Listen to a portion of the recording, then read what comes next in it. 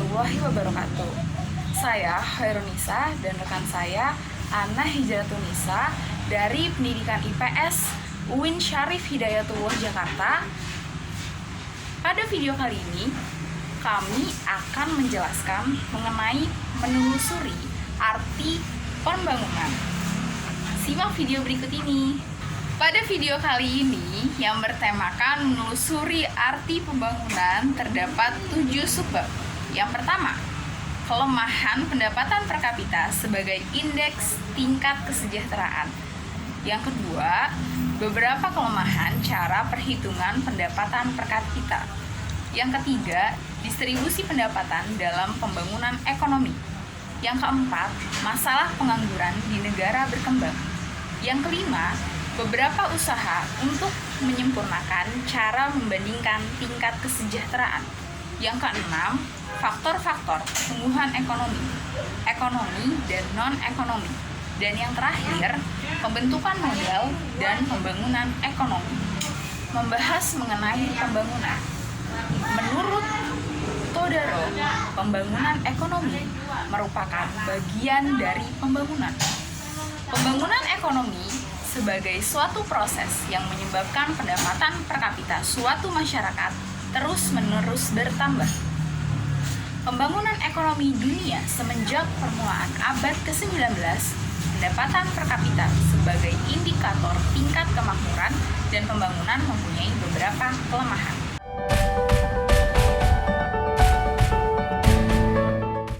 Adanya kelemahan pendapatan per kapita sebagai indeks tingkat kesejahteraan. Apabila kita membandingkan tingkat kesejahteraan masyarakat di beberapa negara berdasarkan pada tingkat pendapatan per kapita mereka, maka secara sadar ataupun tidak sebenarnya kita telah menganggap bahwa tingkat kesejahteraan masyarakat ditentukan oleh besarnya pendapatan per kapita masyarakat tersebut. Adanya beberapa faktor non-ekonomi yang menentukan kesejahteraan. Faktor non-ekonomi seperti pengaruh adat istiadat dalam kehidupan masyarakat, keadaan iklim, dan alam sekitarnya, dan ada tidaknya kebebasan bertindak dan mengemukakan pendapat merupakan beberapa faktor yang akan menimbulkan perbedaan dalam tingkat kesejahteraan di negara yang mempunyai pendapatan per kapita yang tidak banyak berbeda. Contoh dari salah satu faktor tersebut adalah ketiadaan kebebasan untuk bertindak dan mengemukakan pendapat di beberapa negara seperti Myanmar dan juga Cina, mengakibatkan tingkat kesejahteraan masyarakatnya selalu dipandang lebih rendah dari yang dicerminkan oleh tingkat perkembangan ekonominya. Satu keberadaan lain yang acap kali ditemukan orang terhadap penggunaan tingkat pendapatan per kapita dalam menentukan tingkat kesejahteraan didasarkan kepada keyakinan bahwa kesejahteraan masyarakat merupakan suatu hal yang bersifat subjektif. Artinya, tiap orang mempunyai pandangan hidup, tujuan hidup, dan cara-cara hidup yang berbeda. Dan dengan demikian, memberikan nilai-nilai berbeda terhadap faktor-faktor yang menentukan tingkat kesejahteraan mereka. Maka perlu diingat bahwa pembangunan ekonomi akan mengubah kebiasaan-kebiasaan dalam kehidupan masyarakat tradisional, seperti masyarakat menjadi lebih bersifat individualistis. Hubungan antar anggota masyarakat menjadi lebih formal. Berbagai pekerjaan harus dilaksanakan menurut aturan-aturan serta disiplin tertentu dan sebagainya. Adapun beberapa faktor lain yang mempengaruhi tingkat kesejahteraan, salah satunya yaitu komposisi umur penduduk. Di negara berkembang, proporsi penduduk yang di bawah umur dan orang-orang muda adalah lebih tinggi dari negara maju.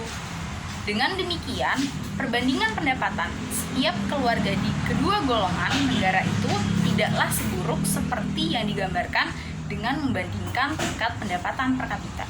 Yang kedua, distribusi pendapatan masyarakat.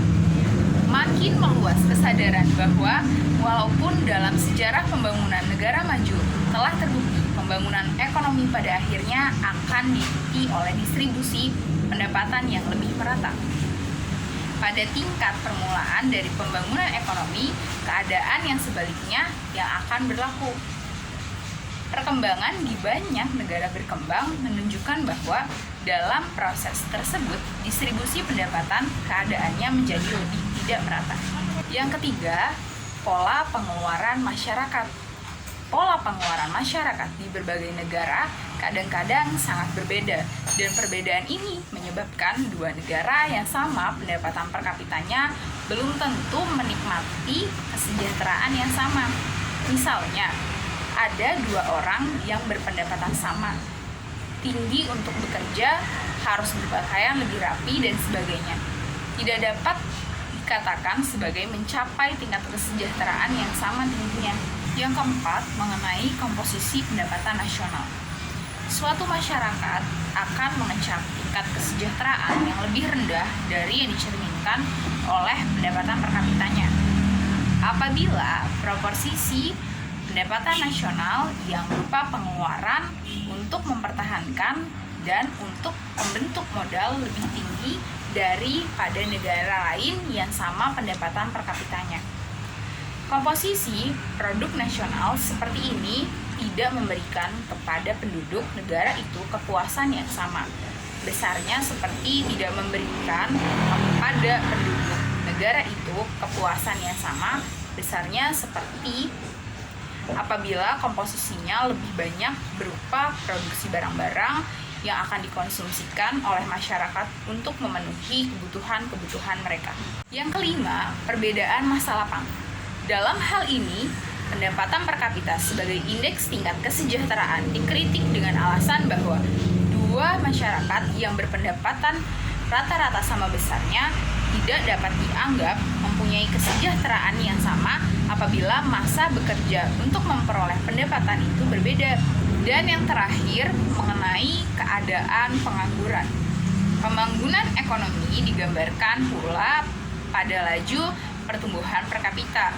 Namun, kurang sempurnanya didapatkan karena masih banyaknya masalah pengangguran yang dihadapi. Pembangunan ekonomi yang dilaksanakan bukan saja harus berusaha agar pendapatan masyarakat bertambah, tetapi juga harus sanggup mengurangi jumlah pengangguran yang terdapat di negara berkembang.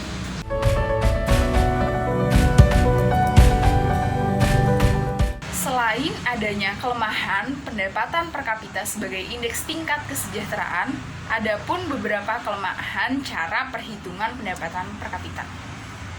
Kelemahan metodologis dan statis dalam menentukan tingkat pendapatan per kapita dalam nilai mata uang sendiri maupun dalam mata uang Amerika Serikat merupakan faktor yang lebih fundamental dalam menerangkan kelemahan pendapatan per kapita sebagai alat perbandingan tingkat kesejahteraan berbagai masyarakat. Salah satu kesalahan dalam menafsirkan pendapatan petani merupakan sumber penting kekeliruan lainnya dalam menghitung nilai pendapatan nasional dan pendapatan per kapita. Walaupun di negara berkembang kebanyakan hasil petani tidak dipasarkan, nilai hasil kegiatan mereka harus dimasukkan ke dalam pendapatan nasional. Pada umumnya, nilai hasil kegiatan dari sektor ini merupakan sumbangan terbesar dari satu sektor perekonomian negara berkembang yang relatif miskin. Di negara-negara tersebut, ada kemungkinan yang besar akan terjadi kesalahan dalam menaksir nilai-nilai hasil kegiatan di sektor pertanian.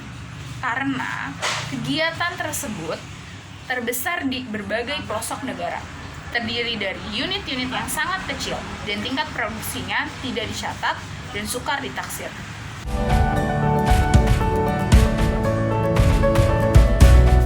Pada materi selanjutnya mengenai distribusi pendapatan dalam pembangunan ekonomi, Badan Riset dari Bank dan Institute of Development Studies dari Universitas Sukses telah mengadakan usaha bersama untuk mengadakan serentetan analisis mengenai distribusi pendapatan dalam pembangunan ekonomi negara berkembang. Di antara analisis tersebut adalah analisis Ahluwalia mengenai keadaan distribusi pendapatan di beberapa negara. Analisisnya memberikan gambaran mengenai yang pertama, distribusi pendapatan relatif. Penelitian Ahluwalia menunjukkan bahwa di segolongan negara berkembang 40% penduduk yang berpendapatan paling rendah menerima 18% dari keseluruhan pendapatan masyarakat. Dan sebaliknya, di segolongan negara lainnya, 40% penduduk dengan pendapatan terendah menerima hanya 9% dari keseluruhan masyarakatnya. Jadi ternyata, negara berkembang, terdapat negara-negara yang distribusi pendapatannya lebih baik daripada distribusi pendapatan rata-rata di negara maju. Akan tetapi sebaliknya pula, terdapat negara berkembang yang masalah ketidakmerataan pendapatan mereka sangat serius sekali. Kedua, pembangunan ekonomi dan pendapatan golongan miskin. Dalam analisis pembangunan ekonomi, gambaran penting yang perlu diperoleh mengenai keadaan distribusi pendapatan adalah ciri-ciri keterkaitan antara pembangunan ekonomi dan corak perubahan distribusi pendapatan. Yang ketiga, mengenai perubahan pola distribusi pendapatan dalam pembangunan. Analisis Ahluwalia juga menunjukkan hubungan antara tingkat pendapatan per kapita dengan distribusi pendapatan. Pada gambar berikut, kurva S1 menunjukkan besarnya persentase pendapatan nasional yang diterima oleh 40% penduduk yang menerima pendapatan paling rendah, sedangkan S2 menunjukkan besarnya persentase pendapatan nasional yang diterima oleh 20% penduduk yang menerima pendapatan paling tinggi. Dari bentuk kurva S1 dan S2 dapat disimpulkan bahwa pada tahap-tahap permulaan proses pembangunan, distribusi pendapatan akan menjadi bertambah tidak merata.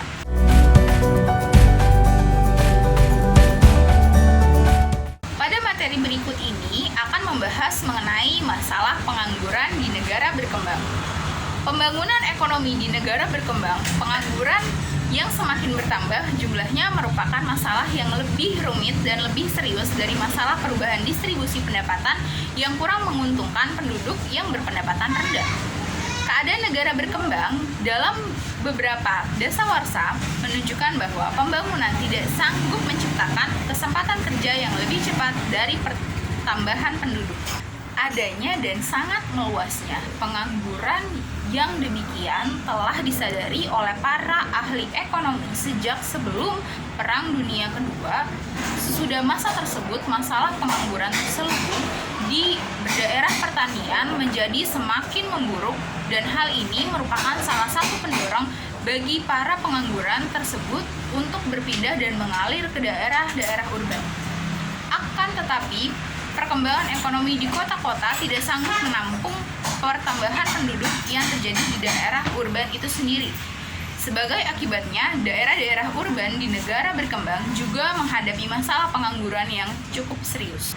Pada materi selanjutnya akan dibahas oleh rekan saya, Ana Hijratunisa. Assalamualaikum warahmatullahi wabarakatuh. Perkenalkan semuanya, nama saya Ana Hijratunisa. Saya akan melanjutkan presentasi dari teman saya. Nah, di sini saya akan membahas beberapa subbab.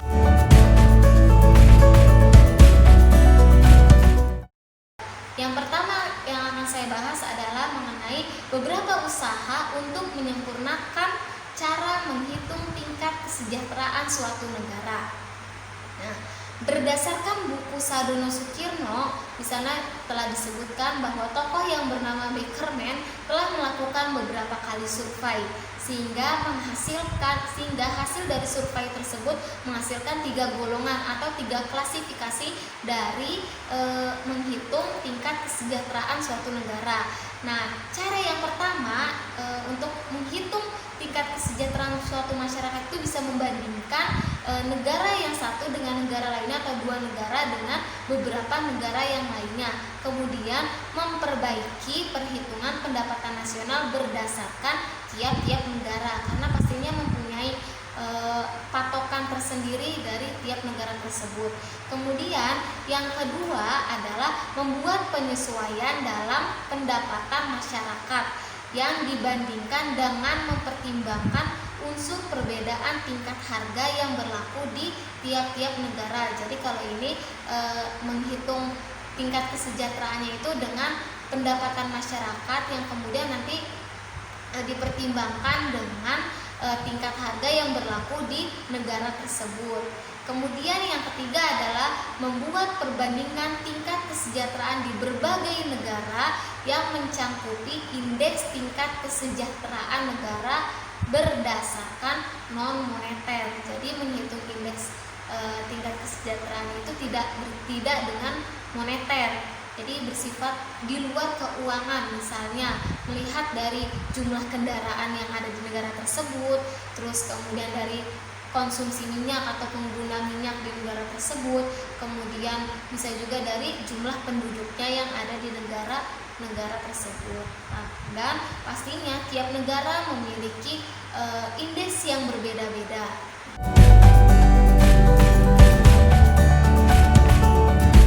Selanjutnya, bab yang kedua adalah faktor-faktor pertumbuhan perekonomian.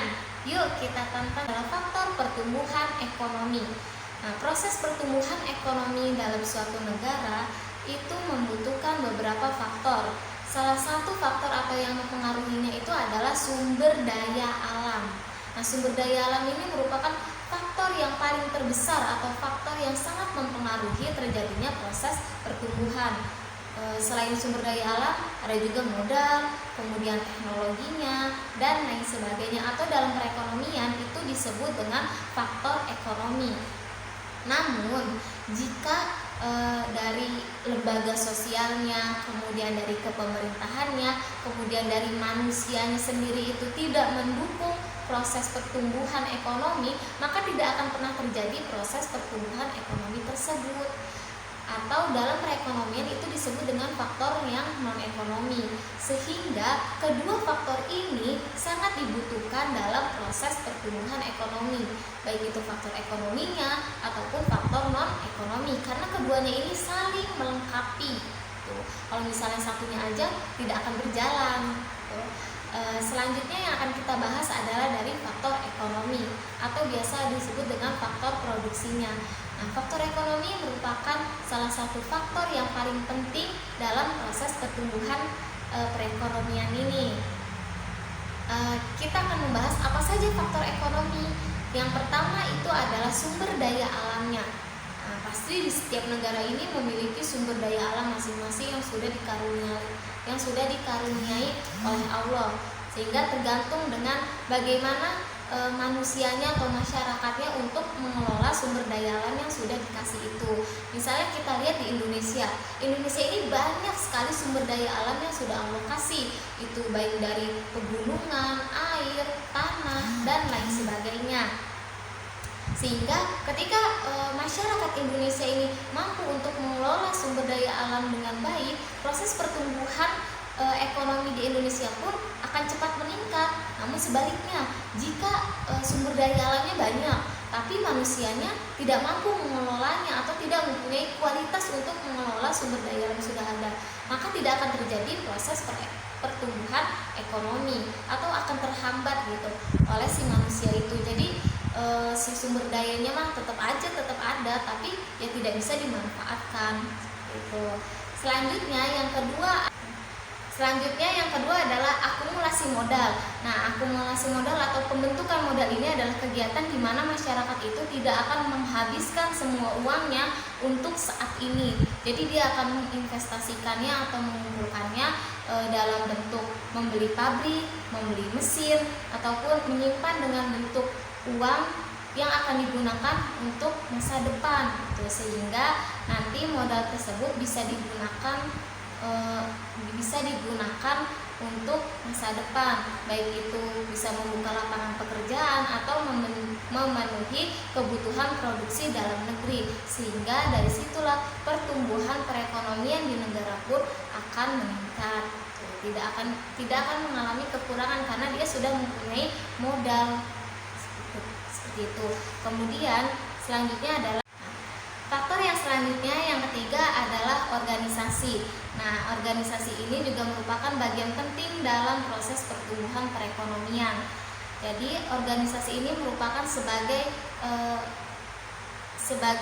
pendukung atau yang akan menggunakan dari faktor produksi itu sendiri. Apa sih organisasi itu? Organisasi itu semacam wira swasta gitu. Jadi ada organisasi itu kan ada kumpulan-kumpulannya. Jadi kayak kumpulan wira swastawan yang kemudian nanti wira swasta tersebut akan menggunakan faktor produksi seperti sumber daya alam itu yang akan dikelola dengan baik sehingga akan mempengaruhi dari pertumbuhan perekonomian. Jadi jika wira swastawan ini memang benar-benar inovatif, terus kreatif, pasti pertumbuhan ekonominya pun akan meningkat. Namun sebaliknya, jika wira swastawan yang justru itu yang tidak berkualitas, maka proses pertumbuhan tersebut pun tidak akan naik. Kemudian yang keempat adalah kemajuan teknologi. Seperti yang kita ketahui bahwa kemajuan teknologi ini pun sangat mempengaruhi pertumbuhan perekonomian. Bagaimana tidak, bahwa dengan adanya kemajuan teknologi, maka hasil produksi yang akan kita hasilkan pun bisa semakin banyak gitu, tanpa harus membutuhkan tenaga kerja yang banyak. Jadi kita bandingkan misalnya dengan zaman dulu sebelum adanya teknologi. Ketika kita misalnya membuat kue dengan orang paling dalam sehari itu atau dalam sejam hanya memproduksi beberapa barang saja atau beberapa kue tersebut. Tapi dengan kemajuan teknologi, dengan mesin-mesin yang sudah ada, maka dalam sehari bahkan dalam sejam pun kita akan menghasilkan barang yang banyak gitu, tanpa harus menggaji karyawannya. Itu seperti yang kita ketahui kan sekarang sudah mulai banyak sekali tenaga kerja manusia yang digantikan oleh mesin. Kenapa hal ini dilakukan oleh pemerintah? Karena untuk meningkatkan pertumbuhan perekonomian di Indonesia. Jadi jika pertumbuhan ekonominya ingin naik, maka teknologinya pun harus semakin canggih, harus diterapkan di Indonesia. Selanjutnya yang terakhir, bagian kerja dan skala produksi.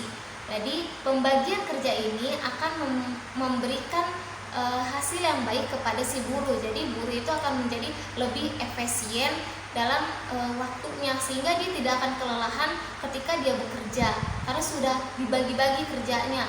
Misalnya yang manusia atau yang karyawannya ini di bagian apa, kemudian nanti ada mesin, nanti mesin mengerjakan yang bagian apa, mesin akan mengerjakan yang tidak bisa dikerjakan oleh manusia. Begitupun sebaliknya, manusia akan mengerjakan yang tidak bisa dilakukan oleh mesin, sehingga nanti di situ terbagi-bagi gitu, mana untuk yang manusia, mana yang untuk mesin, sehingga nanti waktunya menjadi lebih efisien dan membuat si buruh itu tidak terlalu keberatan gitu dengan adanya teknologi yang sudah masuk ke Indonesia, ke negara tersebut. Selanjutnya adalah faktor non-ekonomi. Yang pertama itu adalah faktor sosial dan budaya. Faktor sosial dan budaya ini pun sangat mempengaruhi terjadinya pertumbuhan perekonomian. Kita lihat di negara-negara maju, di yang bagian baratnya, kebudayaan dan pendidikan mereka itu menekankan pada penalaran dan berpikir kritis mereka, sehingga banyak sekali penemuan-penemuan baru yang ditemukan di negara barat, dan bahkan menciptakan perdagangan-perdagangan baru, sehingga dari situ akan menciptakan lapangan kerja yang banyak dan akan menyebabkan terjadinya proses pertumbuhan perekonomian yang sangat cepat. Nah, berbeda halnya dengan negara yang dia pendidikannya itu sangat lamban gitu, tidak membuat anak itu untuk berpikir kritis, sehingga nanti tidak akan menemukan sesuatu yang baru. Jadi dia hanya akan mengikuti sesuatu yang ada saja. Dari situ tidak akan berkembanglah pemikiran mereka, dan tidak akan berkembang juga dengan pertumbuhan perekonomian seperti yang terjadi di negara-negara yang terbelakang. Kemudian yang kedua adalah faktor manusia. Nah, faktor manusia ini merupakan faktor terpenting juga dalam pertumbuhan perekonomian, karena dari manusia ini dia yang akan mengelola sumber daya alam yang ada. Jadi jika manusia ini berkualitas dan bisa memanfaatkan sumber daya alam yang ada, maka akan terjadi proses peningkatan pertumbuhan perekonomian. Namun sebaliknya, jika banyak orang atau jika banyak manusia namun tidak berkualitas, maka dia tidak akan bisa memanfaatkan sumber daya alam yang ada. Kemudian yang ketiga adalah politik dan administratif. Politik dan administratif ini pun sangat mempengaruhi pertumbuhan perekonomian, seperti yang terjadi dulu di tahun 1900-an ketika Soeharto diturunkan. Nah, dari situ kan banyak sekali investor yang dari luar, investor asing mencabut kembali modal yang sudah ditanamkan di Indonesia, sehingga di Indonesia ini terjadi krisis ekonomi karena tidak ada lagi orang yang menanamkan sahamnya di Indonesia, sehingga politik dan administratif ini pun sangat berpengaruh dalam proses pertumbuhan perekonomian. Selanjutnya adalah pembangunan ekonomi dan pembentukan modal. Pembangunan ekonomi adalah suatu usaha di mana akan meningkatkan perekonomian, sehingga nanti akan meningkatkan infrastrukturnya, kemudian teknologinya, pendidikannya, dan lain-lain.